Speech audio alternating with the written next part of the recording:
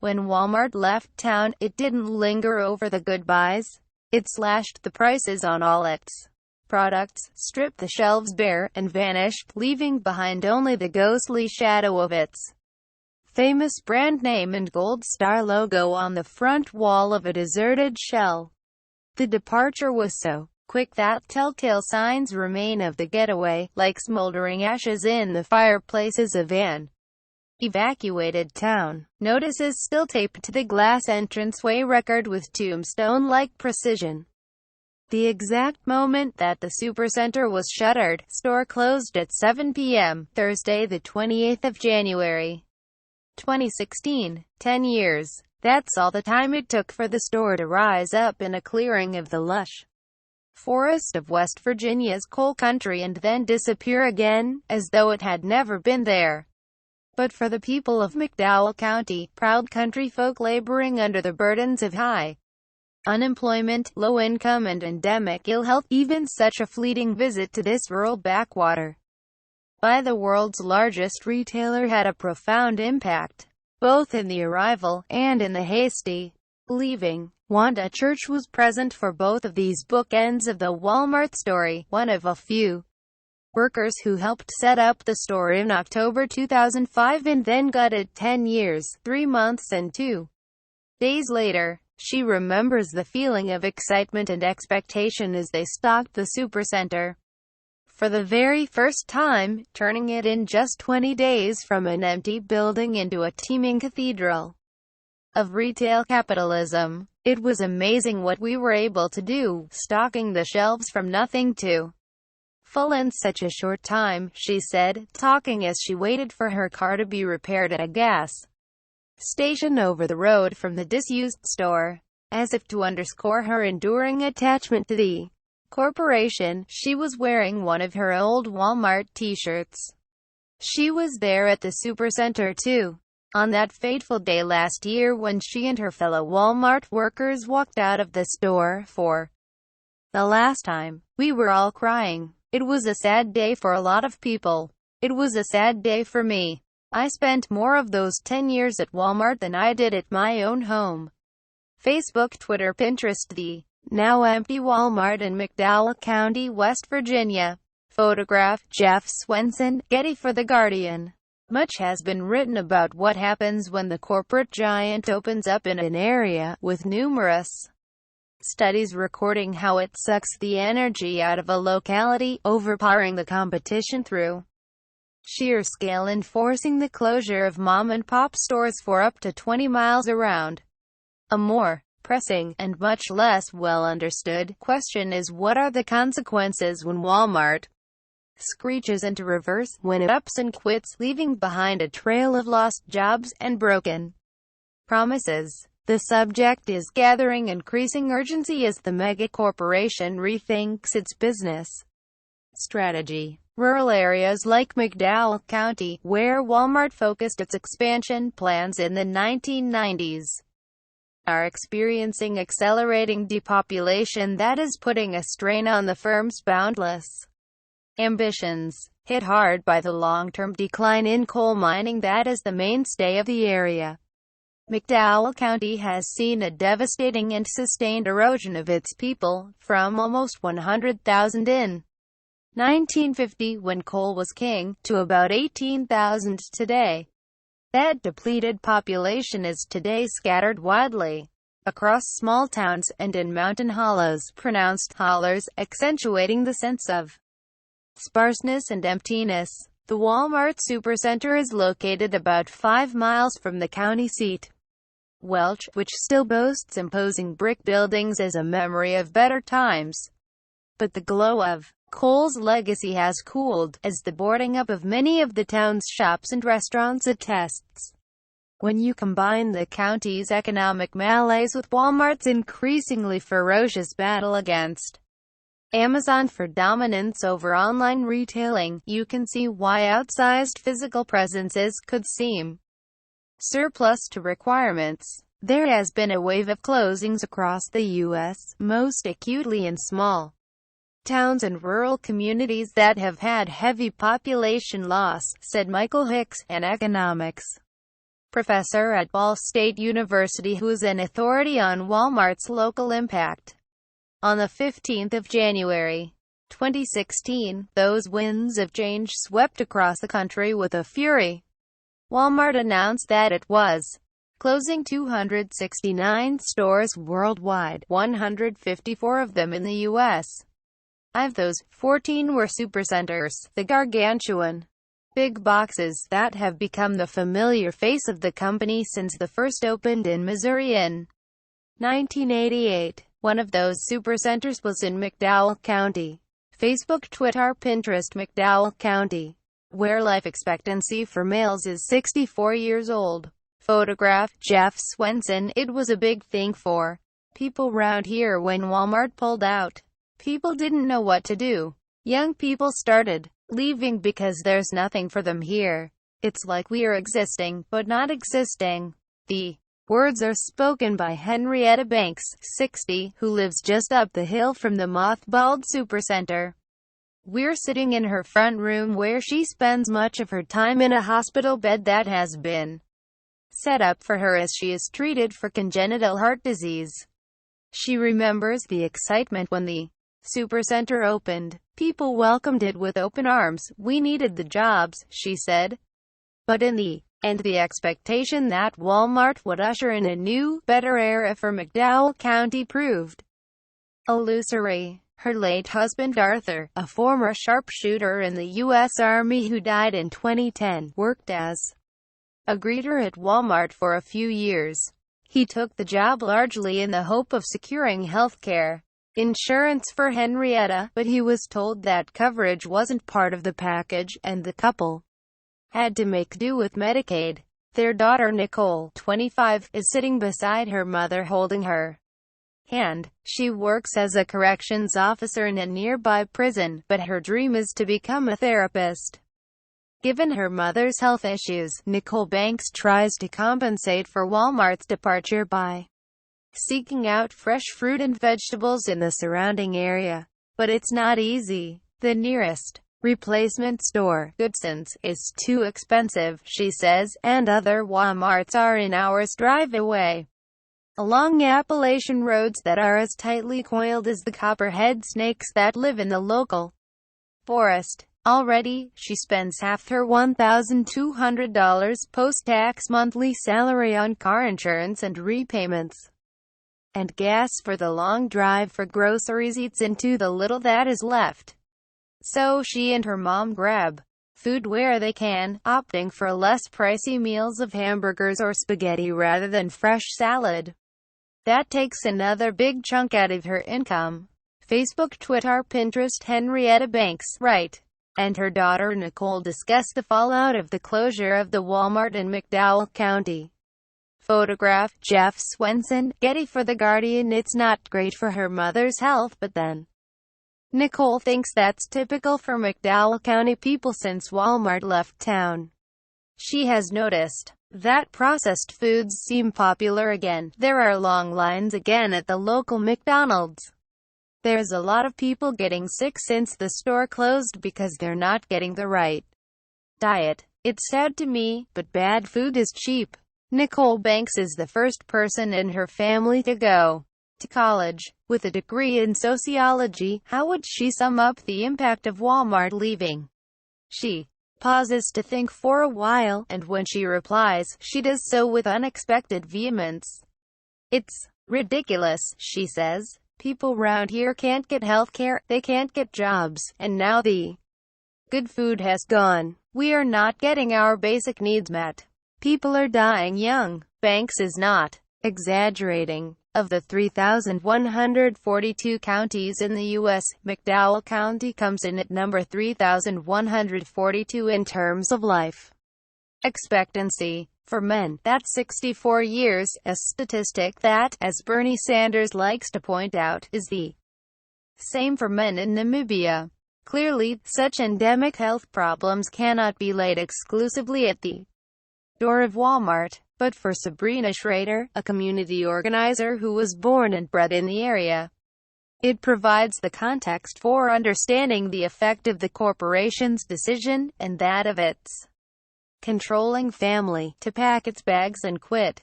The Walton family are billionaires, she said. Also, no exaggeration, their collective worth is put at about $150 billion. They developed a system that just made us worse off, and then they took even that away from us. McDowell County forms part of the largest mixed mesophyte forest in the world, a relic of the ancient woodland that once covered much of North America. Wherever you look, majestic sugar maples, hickory, oaks and tulip trees tower overhead, hugging the steep slopes of the Appalachians.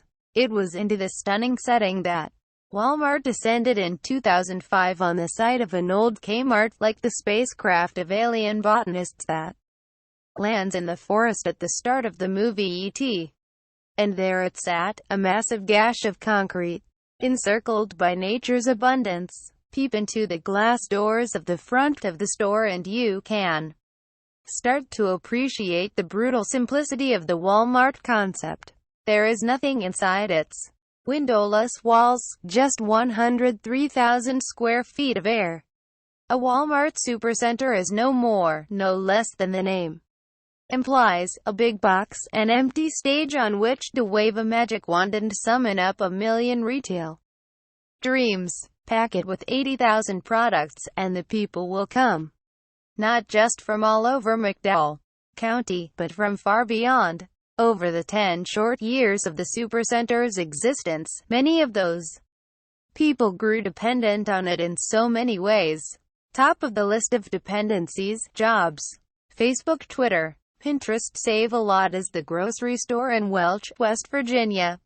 Photograph, Jeff Swenson, Getty. For The Guardian, it's all about jobs, says Melissa Nestor, publisher of the local newspaper, The Welch News, which sells 4,500 copies 3 times a week and doggedly refuses to have a website. Dollar stores have picked up some of the trade left by Walmart, but they haven't created many jobs. At its peak, Walmart employed 300 people in the McDowell County Supercenter. That was down to about 140 by the end, but it still made it the largest employer in the area. Wanda Church has been unemployed since that day when she cried as Walmart's doors were closed for the last time. The company offered her a night shift at the next store along, but she couldn't stomach the hour's drive either way and wasn't prepared to leave her home. Other employees felt they had no choice and are either commuting long distances or have relocated to work at other Walmart outlets, some as far off as Myrtle Beach in South Carolina, some 375 miles away. There were knock-on effects, too, for local businesses that used to tender to workers and shoppers drawn into the area by the supercenter. Restaurants in a radius of several miles from the store complain of empty tables, while houses and shops in its close vicinity are now up for sale. It has affected this place real much. Nobody stays here no more, says Jesse Swims, 67, sitting on a bench at the Big Four Motel across the road from the supercenter, drinking a soda. Swims has lived in one of the motel's 15 rooms for the past 5 years, paying $600 a month out of his retirement money. Big Four used to be full, he says. Now most of the rooms are empty and it too has been put on the market. After jobs, taxes are the next things to go. The town of Kimball, in which the supercenter is located, used to receive $145,000 a year in taxes from Walmart, and when that went, it had to cut back its workforce and put all remaining staff on a 4-day week. The county government also lost $68,000 in taxes, most of which went to schools. And all its staff were given a 10% pay cut. All Walmart was interested in was how many millions of dollars they made. They weren't interested in helping the community, says McDowell County Commissioner Gordon Lambert. When they didn't make the profit they wanted, they left. Walmart's total revenue in the year in which the company closed the McDowell County store was $485.9 billion. I asked Walmart why it quit McDowell County. A spokeswoman said that closing a store was never easy, but it was a necessary part of keeping a business healthy and positioned for future growth. A number of factors had driven this particular decision, she said, including financial performance as well as strategic alignment with long-term plans. The company had worked with all the employees who had lost their jobs to find them suitable transfers or give them severance pay. We look forward to continuing to serve our Kimball area customers when they visit our stores in Bluefield, Princeton, and MacArthur, she said, without referencing the hour's drive. Facebook, Twitter, Pinterest. Chuck Denton, 52, picks raspberries after a shift at the coal mine. Photograph, Jeff Swenson, Getty. For the Guardian, economic losses are only one aspect of the hurt felt locally as a result of Walmart's passing. There is something intangible, less material, and more chilling about the fallout. Something that seems to flow from the dependency the people of McDowell County developed on the retail magic conjured up inside that big box. It's touched upon by Wanda Church when she tries to explain why she cried that day. It was because, she says, she lost her family when Walmart closed. Her family? The people I worked with, I relied on them if I needed help. The customers, they were our family. You hear it from Daryl Williams, 42, a truck driver picking wild raspberries on the side of the road to make a fruit cobbler. He recalls that his twin boys acquired their nicknames inside the supercenter. My kids grew up in there.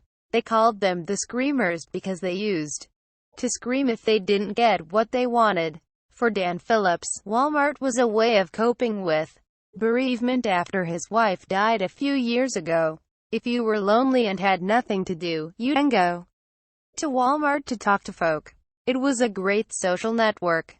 Being a school teacher, Phillips has a theory for what happened when the store closed. Socialization. We lost our socialization factor. Now it's hard to keep track of people. There's no other place like it where you can stand and chat. There was something else Phillips lost with Walmart's departure. To illustrate the point, he reaches into his red pickup truck and pulls out a loaded Para-Ordnance Warthog .45 handgun and waves it at us, telling us not to freak as the safety is on. Bought this in the Walmart parking lot, he says.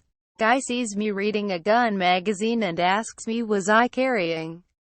He offered to sell me the Para-Warthog and I got it for $775. Phillips took his new possession home and added to his collection of 140 firearms. They screwed us real hard by leaving us like that, he says, reflecting on the various ways his life has changed. It's so sad they thought they could just walk away. Facebook, Twitter, Pinterest. Deanna Lucian, 6 months pregnant with her third child. Photograph, Jeff Swenson. There are some rays of hope piercing through the dense ancient forest of McDowell County. Some families are trying to avoid the long drive to alternative outlets and the heavy prices by growing their own food. In a hollow on Hensley Mountain, Alma McNally, 53, affectionately known as Ma, and her husband Randy, or Pa, live with 11 chihuahuas, a cockerel who wakes them at 5 a.m. every day, and a horse called Snowman.